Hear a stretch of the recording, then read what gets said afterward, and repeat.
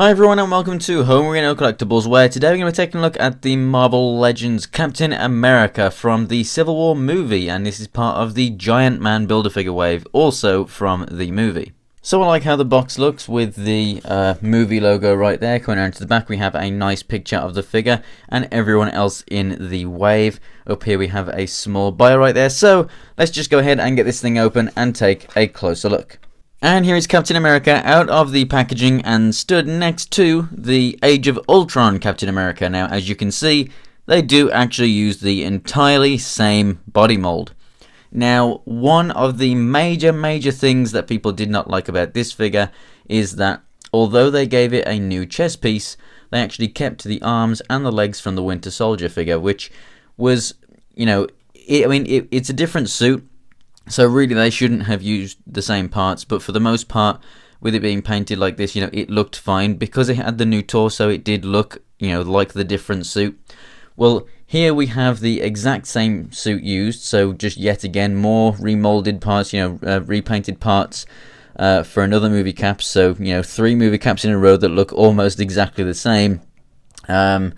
And it is a great mold, don't get me wrong, but still, this is actually a new suit in the movie. Even the torso does look different.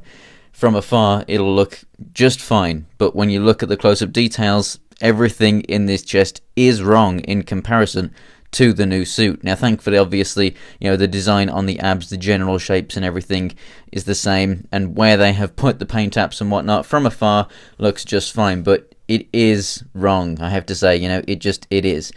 So the original Winter Soldier figure came with interchangeable hands and an interchangeable head, and I'm pretty sure that this figure came with both of those. If not, it only came with the hands, but I'm thinking that it came with a head as well. I'm not massively sure now off the top of my head, to be honest. But this one comes with neither, so you don't get an interchangeable head, and you do not get any interchangeable hands at all, so you are stuck with 2 fists. These came with like a pointing finger and also like a karate chop saluting kind of hand. It would have been really nice to have at least that pointing finger for this guy. Thankfully, obviously, because it's the same mold, they will still work, so you can go ahead and put those in. The browns aren't too different. For the most part, the blue is darker. The brown has turned to a grey right down here on the boots.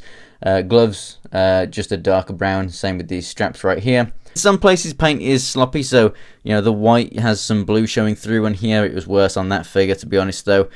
Silver's a bit sloppy around the star up here. For the most part, the face is pretty good. The shield is basically the same one as that. The brown is a little bit darker, but for the most part, all of the metallics and the outside of the shield are pretty much the same. The red, I think, is a smidge darker, but for the most part, you can't really tell all that much of a difference. As you can see, the paintwork on the shield here with that blue, it's not really on there all that great. You can see some silver showing through, but because of the way it's done, it actually looks like it's sort of battle damage, so it actually looks pretty cool. As for the articulation for the figure, it is the same as that one. So the head goes up and down, left and right. The shield, obviously, it just hooks in there, so it just slides on and off the hand. That means that you cannot store it on the back, unfortunately. The ab section goes back and forward. Rotation at the waist, shoulders come out like this. Rotate all the way around, and they are ratcheted in there particular spots like so.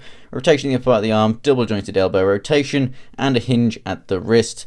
Down here at the hips, they come out to the side, forward and back, rotation the upper part of the thigh, double jointed knees, a rotation here at the boot, the feet go up, down, and have ankle pivots. So overall, it is a good figure. Sure, here and there the paint is sloppy.